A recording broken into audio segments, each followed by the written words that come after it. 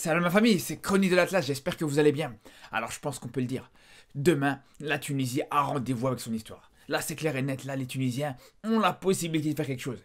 D'ailleurs, on sera en live demain pendant la rencontre pour suivre ce match sur Twitch. Mais pour le moment, je vais vous dire ce que je pense de cette rencontre et je vais vous dire si pour moi les Tunisiens peuvent le faire ou pas. Et déjà pour commencer, quand on entend Naïm Sliti dire que la Tunisie a seulement 2% de chance de se qualifier, je trouve qu'il est un petit peu dur. Il est un petit peu dur avec son équipe parce que honnêtement, on sait que ça va être compliqué, on sait que le taux de probabilité est très faible, mais malgré tout 2% ça reste quand même excessif. Parce que déjà, il y a une chose importante, c'est que dans tous les cas, en cas de victoire de la Tunisie contre la France, les Tunisiens sont quasiment sûrs d'être qualifiés. Ils ont quasiment le destin qui est entièrement entre leurs mains. Après, c'est vrai qu'ils doivent espérer que l'Australie ne gagne pas contre le Danemark, mais c'est pas un truc qui est totalement irréaliste, c'est pas un truc qui est totalement inespéré. Je pense pas du tout que les Tunisiens doivent se voir comme s'ils étaient quasiment éliminés déjà. Ce serait déjà la pire erreur à faire. Alors c'est vrai qu'ils sortent d'un très mauvais match contre l'Australie, et je vais même le redire encore une fois, la première mi-temps tunisienne contre les Australiens, elle est vraiment catastrophique, c'est vraiment une honte pour le football africain, c'est vraiment indigne d'une équipe qualifiée dans cette Coupe du Monde. Mais il faut quand même dire aussi que la Tunisie a su arracher quand même un point sur le premier match contre le Danemark. C'était un très bon match, et c'est vrai que c'est ce qui permet justement aux Tunisiens de rester encore en vie pour ce dernier match. Alors c'est vrai que ça va être contre les champions du monde, c'est vrai que ça va être très compliqué, mais attention parce que c'est dans un contexte qui peut être hyper intéressant pour les Tunisiens. Tu vas déjà affronter la France dans un contexte où les Français sont déjà qualifiés, et en plus de ça, ils sont même assurés quasiment d'être premiers de ce groupe. Donc honnêtement, les Français n'auront absolument aucune pression. On sait qu'en plus, ils ont beaucoup de blessures, beaucoup de joueurs en méforme dans leur groupe, donc il y aura sûrement une équipe qui va tourner. Je pense pas que Deschamps il va prendre le risque d'aligner toutes ses stars pour ce match et de risquer surtout d'en perdre une pour les huitièmes de finale. Et puis de toute façon malgré tout, on sait que les joueurs qui vont jouer, on sait que les Français qui joueront demain dans ce match, pour la plupart, on sait que l'implication elle sera pas à 100% non plus. Faut être honnête. À un moment donné, je préfère jouer contre une équipe qui est déjà qualifiée, en plus de ça qui est quasiment assurée d'être premier, qu'une équipe qui est déjà éliminée. Une équipe qui est déjà qualifiée, elle va faire quoi? Elle va voir dans sa tête le prochain match. Elle va déjà gérer le reste de la compétition dans cette rencontre. Elle va pas mettre toutes ses cartes. Alors qu'une équipe qui est disqualifiée, là c'est plus compliqué. C'est une équipe qui a plus rien à perdre, qui après ça elle est en vacances, donc là elle va être obligée de jouer toutes ses cartes. Là, on sait bien que c'est pas le cas. Là, on sait bien que c'est une équipe de France qui, non seulement, comme je vous dis, est dans des conditions où ils seront pas forcément à 100%, surtout quand on connaît le passé de l'équipe de France. Et quand je parle du passé, c'est vraiment du passé récent. Depuis que Deschamps est arrivé, on sait très bien que cette équipe, dans les matchs sans enjeu, c'est pas là où elle est la plus dangereuse. C'est pas là où elle risque de faire des plus gros matchs. On sait très bien que là où les Français sont très bons, c'est quand justement il y a un enjeu capital, c'est quand ils sont sous pression. C'est d'ailleurs, je pense qu'on l'a très bien vu à la dernière Coupe du Monde. Après attention, je dis pas du tout que les Tunisiens ils sont favoris pour ce match, qu'ils ont de grandes chances de gagner, mais je dis juste qu'il faut relativiser les choses. Et surtout pour moi ces circonstances-là, elles peuvent vraiment permettre aux Tunisiens d'y croire un minimum, et ça c'est une très bonne chose.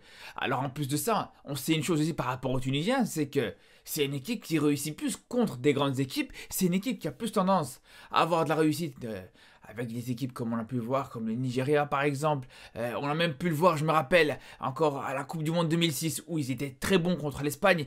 Après c'est une autre génération, c'est totalement différent. Mais juste pour vous dire à quel point les Tunisiens, historiquement, c'est une équipe qui, contre les grandes équipes, elle peut faire de très bonnes choses. Mais une fois que l'adversité elle commence à baisser d'un écran, là, ça devient compliqué. Et c'est des exemples récents qu'on a pu voir, justement, avec la Tunisie contre le Nigeria qui, juste après, perd contre le Burkina Faso. Ou encore dans cette Coupe du Monde, avec ce très bon match contre le Danemark et que juste derrière, ça perd contre l'Australie. Après, c'est sûr que la France, c'est pas le Danemark, c'est pas le Nigeria, c'est bien sûr les champions du monde, encore une fois, c'est important de le préciser. On voit en plus que les Bleus, ils sortent d'un très bon match contre les Danois. Donc, bien sûr qu'il y a de la qualité dans cette équipe.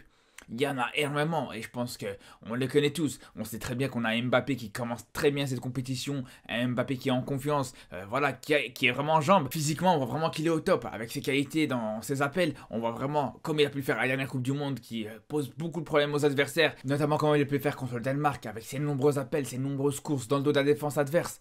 Et justement, je pense que par rapport à ça, les Tunisiens n'auront pas le droit à l'erreur parce que autant, dans un autre contexte, autant si le match nul serait suffisant, je pense que les Tunisiens auraient pu poser beaucoup de problèmes à l'équipe de France comme ça, en restant bien organisés, en restant regroupés très bas pour ne pas laisser justement d'espace à Mbappé pour pouvoir partir en profondeur.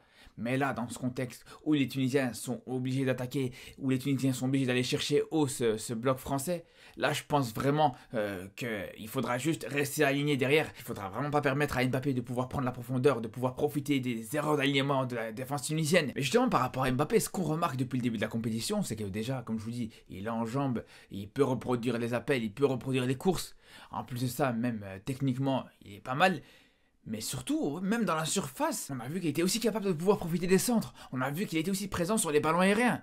Donc honnêtement, je pense que là aussi, les Tunisiens ne devront pas reproduire les mêmes erreurs qu'ont pu faire et qu'ont pu commettre les Danois et les Australiens par rapport à ça. Je pense que les Tunisiens ne devront pas du tout négliger Mbappé justement sur les centres dans la surface tunisienne. Et puis de toute façon, de manière générale, je pense que là, les Tunisiens devront être irréprochables.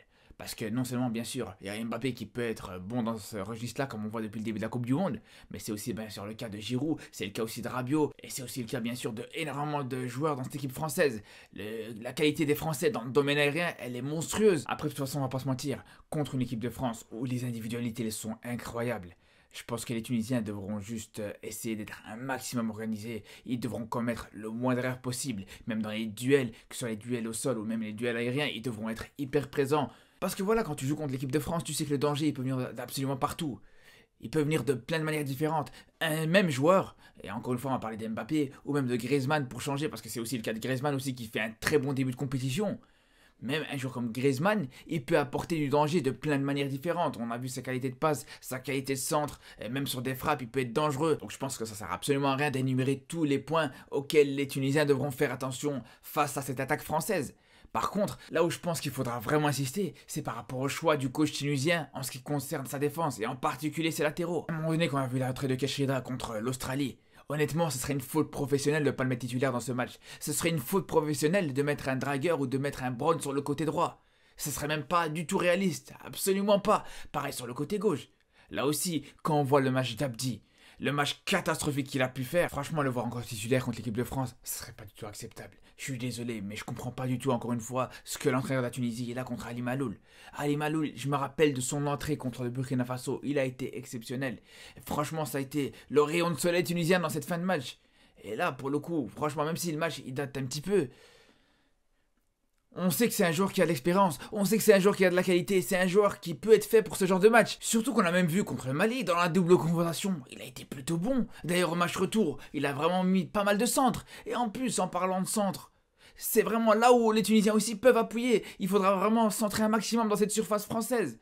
On sait que sur les 6 derniers buts qui ont été encaissés par l'équipe de France, t'en as 3 qui viennent d'un centre dans la surface. Donc à un moment donné, il va vraiment falloir que les Tunisiens centrent beaucoup plus. Parce que quand on voit ce qu'on a vu contre l'Australie sur la première mi-temps, où pendant 40 minutes, les Tunisiens n'ont pas centré, il a fallu attendre la 42e minute pour voir le premier centre tunisien, ça c'est vraiment pas normal. Et justement, si tu veux corriger quelque chose contre l'équipe de France, va vraiment falloir proposer beaucoup plus, comme je vous dis, surtout au niveau des centres. Après, je pense qu'il y a aussi cette possibilité de surprendre cette équipe de France avec des frappes de l'extérieur de la surface. Parce que quand on voit cette équipe de France, souvent, il y a une grosse tendance à reculer et à défendre en reculant. Et ça permet même très souvent à l'adversaire de déclencher des frappes à l'extérieur de la surface. Donc vraiment, si les Tunisiens commencent à prendre en confiance petit à petit dans ce match, à faire reculer un petit peu le bloc français, il y a vraiment la possibilité d'apporter du danger comme ça. Comme je vous dis, cette défense, elle n'est pas du tout infaillible. Cette équipe de France, elle est loin d'être infaillible du tout.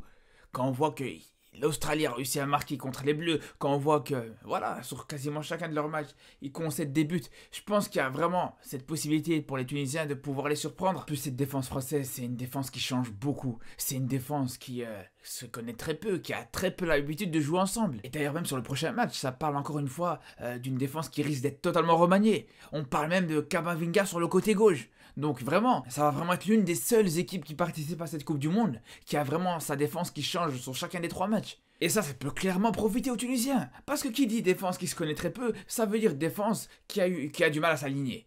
Et donc une défense qui a du mal à s'aligner, tu peux la surprendre dans les jeux. Une défense qui a du mal à s'aligner, tu peux la mettre en difficulté avec des ballons en profondeur. Donc là, bien sûr que les Tunisiens doivent absolument exploiter ça. C'est que les Français ont très souvent tendance à laisser des espaces dans leur dos, et ça, le plus grand client pour ça, franchement, c'est Pavard. Pavard, franchement. Pavard, ça rime avec boulevard, de toute façon. Il laisse toujours des boulevards derrière son dos. Et d'ailleurs, même au niveau de la défense centrale française, il y a une erreur qu'ils commettent très souvent, c'est cette tendance à s'écarter énormément entre les 2 centraux. Et ça aussi, ça peut vraiment être des espaces à attaquer, que ce soit sur des centres ou sur des ballons en profondeur. En tout cas, les gars, tout est possible.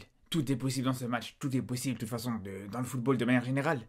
Donc on se retrouve de toute façon pour cette rencontre, pour suivre cette rencontre en direct, en live sur Twitch. Donc je vous dis à demain et surtout d'ici là, prenez soin de vous.